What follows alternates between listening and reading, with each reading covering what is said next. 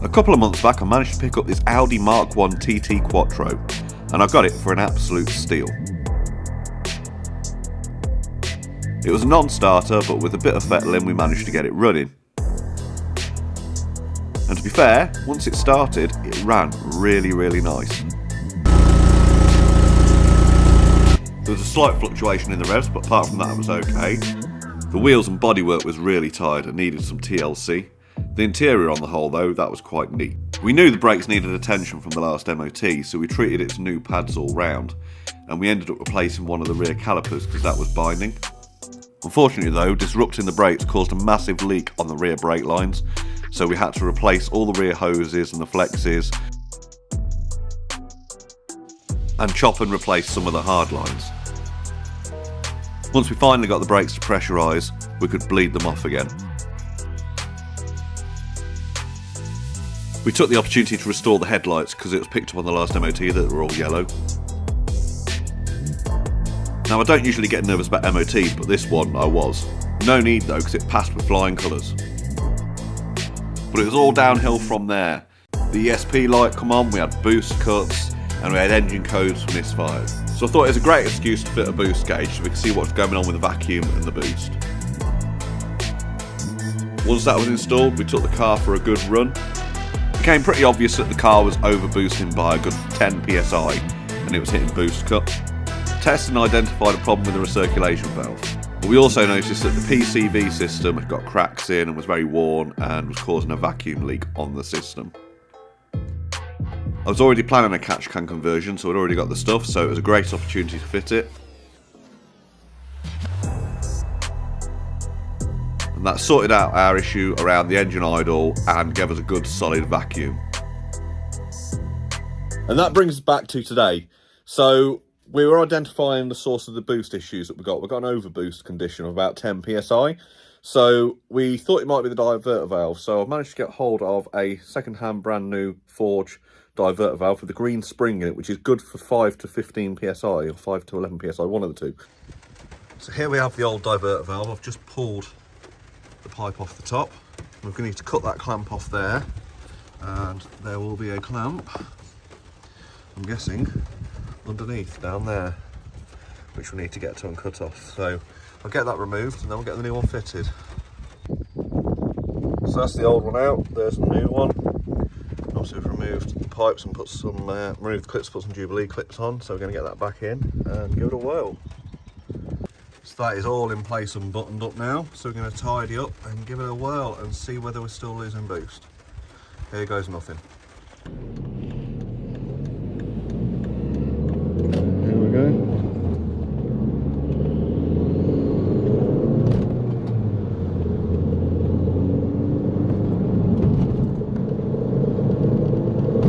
Third gear, fourth gear.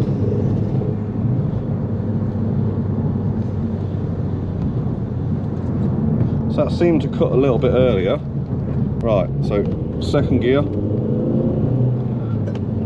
nearly 5.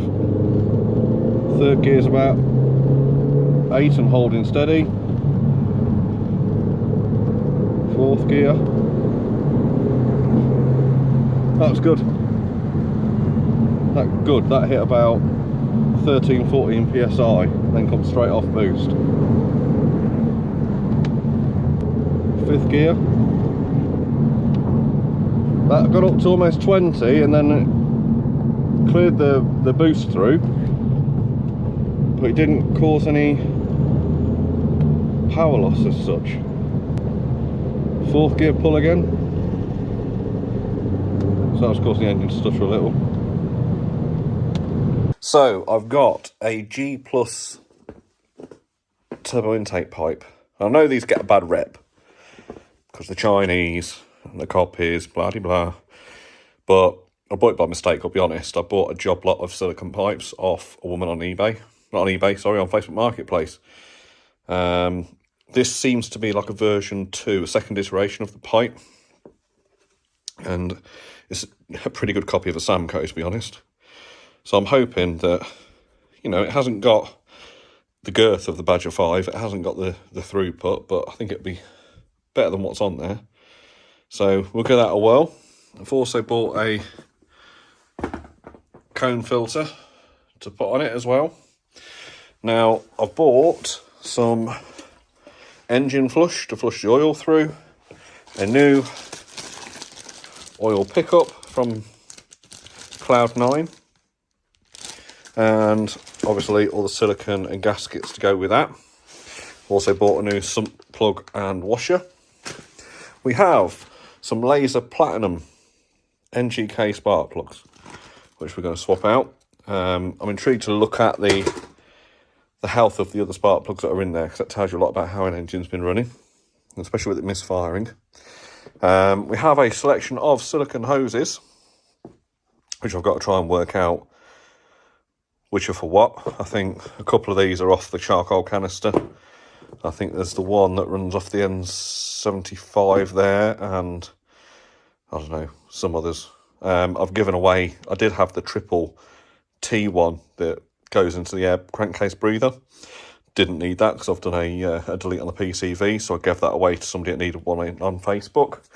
I've also got some new rear flex brake retaining clips, because mine had it and I'd lost one, so it's running without one at the minute.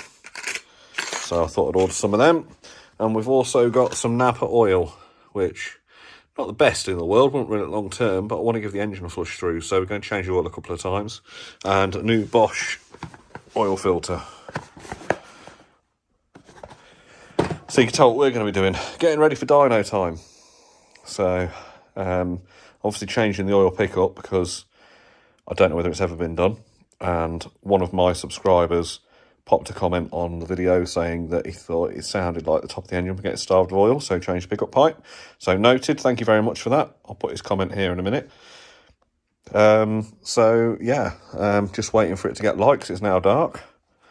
And then we'll crack on and start and try and get some of this stuff fitted to the car. After about half an hour of trying to get to bolts and undo clips, we've finally got it loose. So if we compare that to that way, actually, the new one, very similar, and possibly the G Plus one's slightly thicker. So I'm going to transfer all the clips onto this one, get this installed.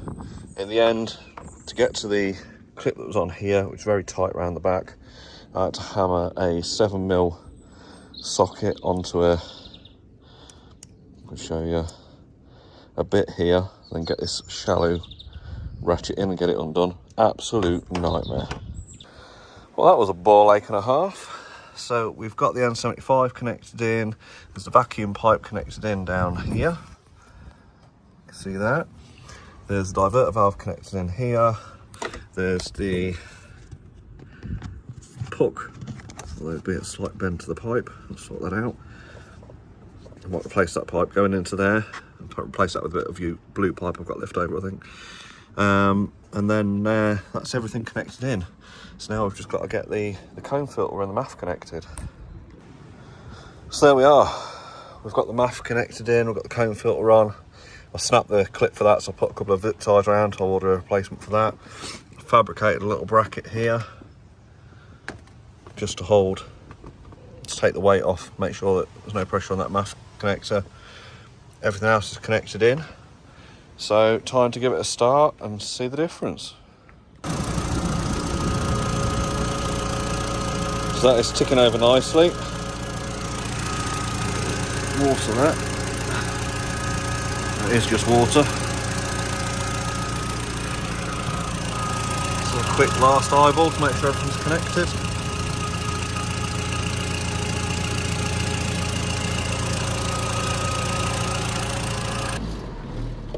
Okay, let's give it some beans.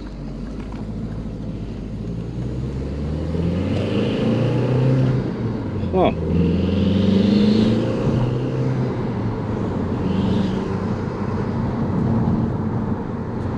Third gear. 15, nice. Let's get around this bend. Right, fourth gear.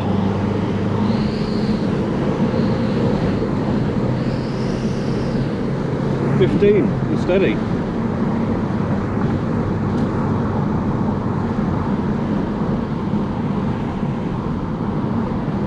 Fifth gear. 15. Nice.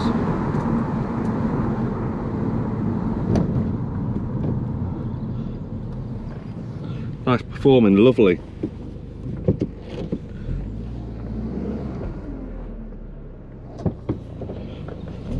Let's turn it around. She loves it. Let's give it some. 5 psi, 15 psi.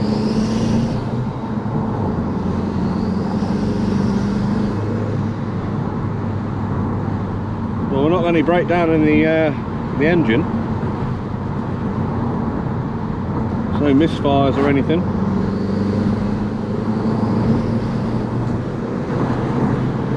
Oh, that's pulling so much better.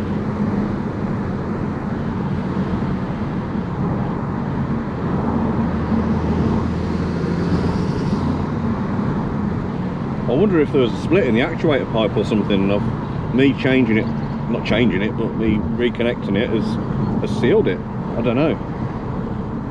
But that's a massive improvement. It's coping well with a high boost where it wasn't before. Oh, listen to that. Epic. So guys, we're making some really good progress with our boost issues now. It seems to be holding quite steadily around the 15 to 20 psi. So we've just swapped the N75 valve out in a desperate attempt to try and fix this overboost problem that we've got. So I had a few people in the comments say swap the N75 even though it tested out okay. So I don't know, I'm open to try anything. It's getting beyond desperation at the minute. Obviously we've got to get this car ready for mapping at the end of this month over at Malerie Performance, and we can't map it while it's breaking up under load. So for the sake of 20 quid, thought change it. So let's give it a whirl, see how we get on. Okay. Here goes nothing. So here we go. First gear. Second gear. Around about 45 psi. Third gear. About 5 psi. Fourth gear, about 7 or 8 psi. So it's behaving dramatically different. If we really get on it, it's about 11 psi in fourth gear. Let's go into fifth.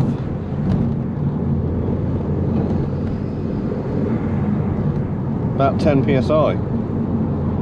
So it's no longer breaking up. So it must have been the N75.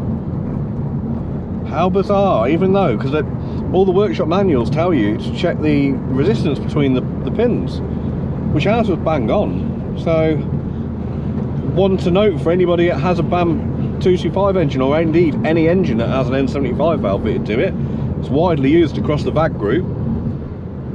Don't always rely on what they tell you to test. Swap it out for the sake of the cost of it. Save you hours and hundreds of pounds in parts. I've got my little 0 to 60 app here, so I'm going to put that down out of the way because I don't want to hold my phone whilst driving. But we're going to give this a whirl, see how we get on 0 to 60.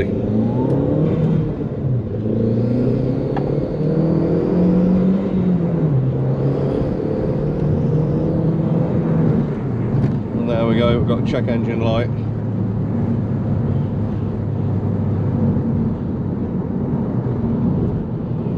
Probably for misfire.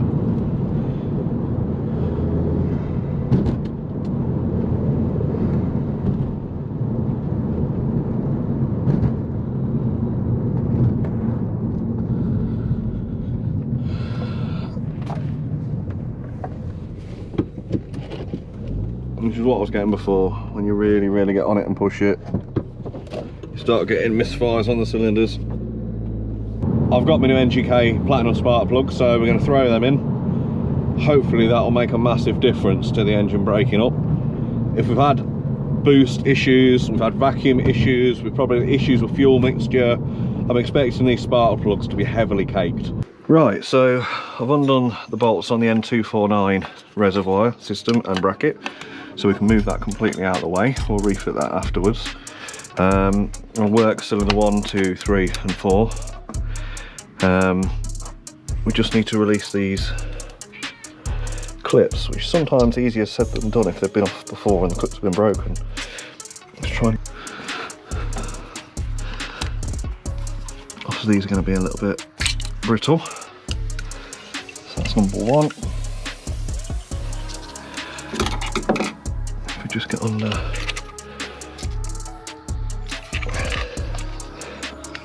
start to lift that up. That's coil pack number 1.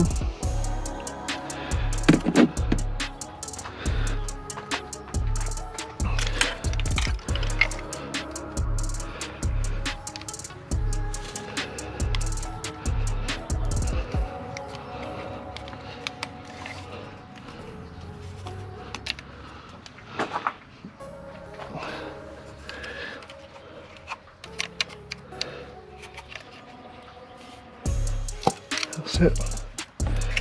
That is number 2 off.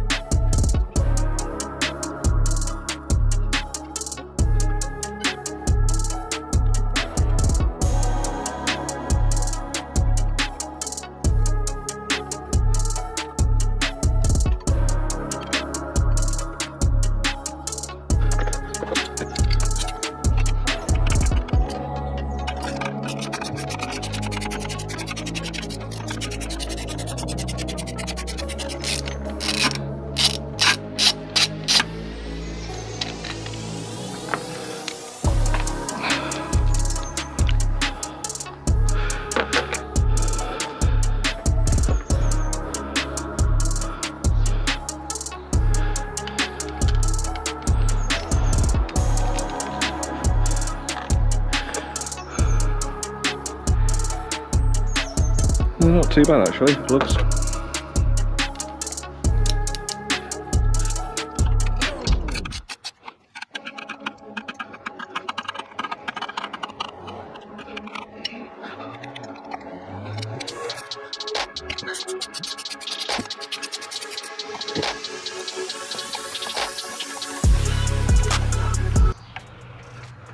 Ooh, hello. So we've got a lot of oil in that one, so that means that the gasket on the rocker cover's gone.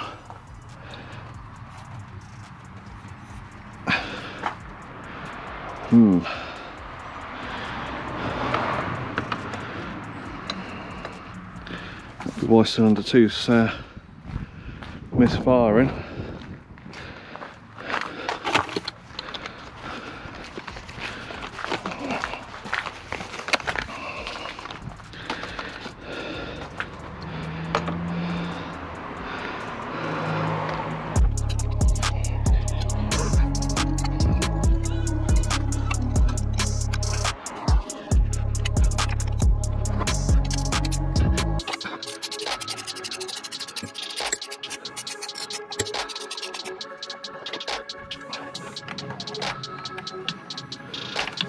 And cylinder 3.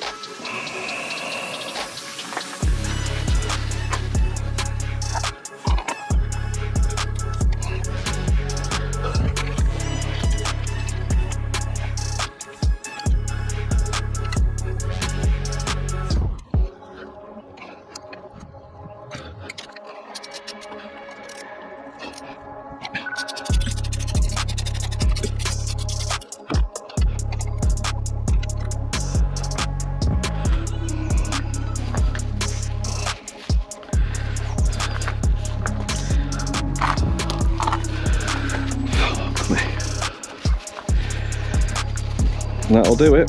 So it looks like we've got a leak on the rocker cover internal seals for the spark plugs. So obviously that's not going to contaminate the actual spark plug itself. What it's doing is it's getting into the end of the coil pack and affecting the connection, which is why we're seeing it break up. So I'm going to have to get that done. I was going to do it anyway, like, but become all the more urgent now.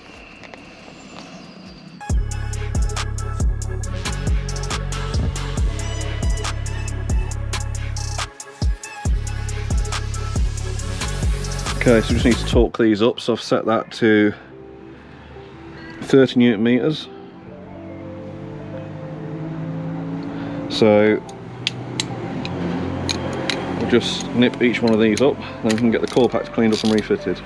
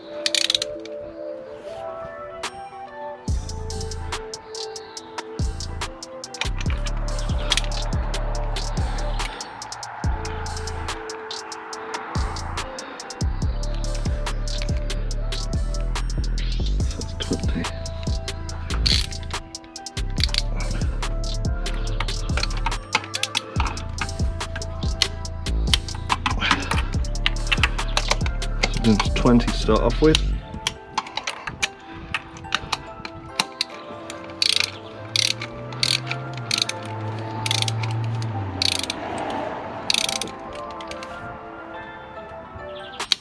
That's 20.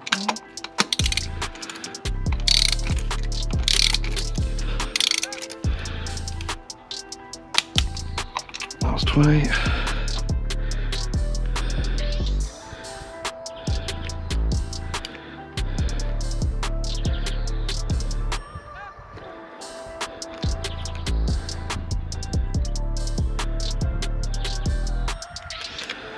About 30.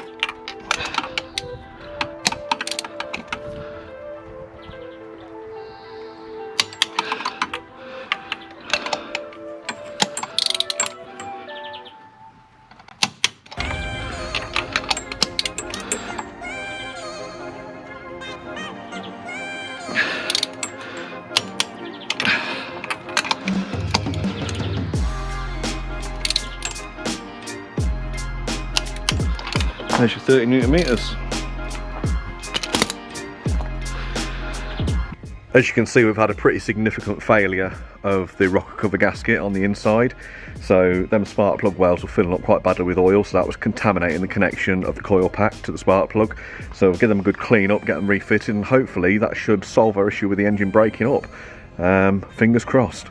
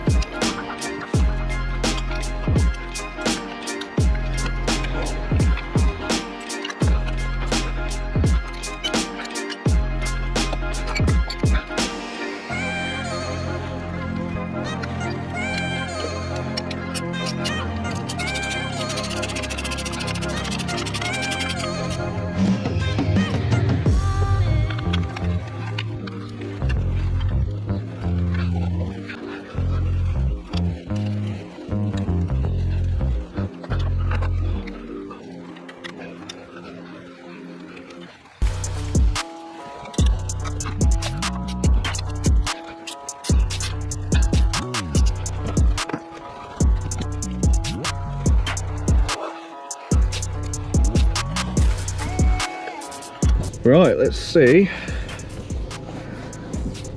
whether that's fixed anything. See if we can actually give it some beans and get on it without it breaking off. That oil's got to have been causing an issue. I can't see it how it couldn't have been.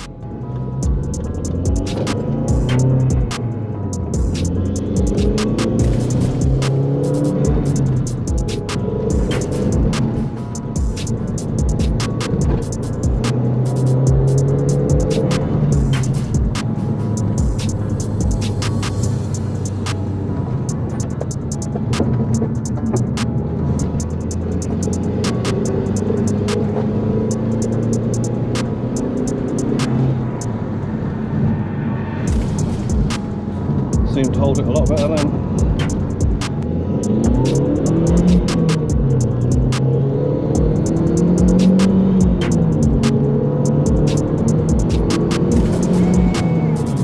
Oh, that was so much better.